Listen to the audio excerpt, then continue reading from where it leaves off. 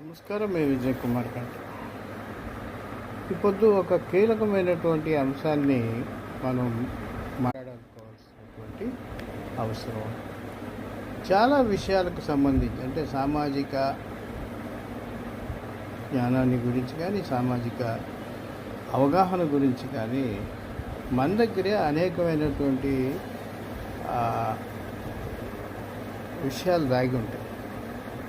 ఓ పరిస్థితి ఎదురైతే దాన్ని ఎలా ఎదుర్కోవాలనేవి మన మైండ్లో లేదా హార్ట్లో నిక్షిప్తమై ఉంటుంది.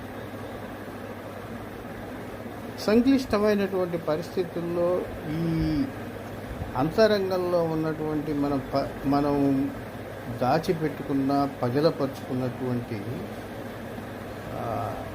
వ్యూహాలను బయటకు తీయాల్సినటువంటి అవసరం. కానీ అవి తీస్తే ఏమవుతుంది, ఇవి తీస్తే ఏమవుతుంది అనే సంకోచం మనకి చాలా ఇబ్బందికరం. చాలా ఇది ఎదుటి వారికి మన పట్ల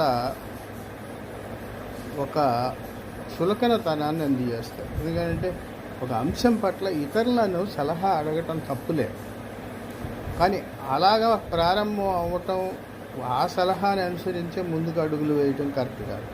ఆ సలహాలు మన నిక్షిప్తం పగలం చేసుకున్నటువంటి పరిష్కార మార్గాలకి అనుగుణంగా ఉన్నాయా, వాటిని కార్యాచరణలో పెడితే ఎలాంటి ఫలితాలు మనం సాధిస్తాం అనేటువంటిది చాలా కీలకమైనటువంటి విషయం. ఇది ఇప్పట్లో ఈ రోజుల్లో ఎవరు గుర్తించట్లేదు. ఎవరో కాదు, నేనే గుర్తించలేదు నిన్న మొన్నగా. కారణం ఏంటంటే మనం ఒక అంశానికి సంబంధించి ఏదైనా జరగగానే ఇతరులకు చెప్పేస్తాం. వాళ్ళు ఏదో ఒక సలహా ఇచ్చేస్తారు, ఆ సలహా బట్టి మనం వెళ్ళిపోతాం. కానీ ఆ సలహా అందరినీ సంతోషపెట్టేదిగా ఉండదు.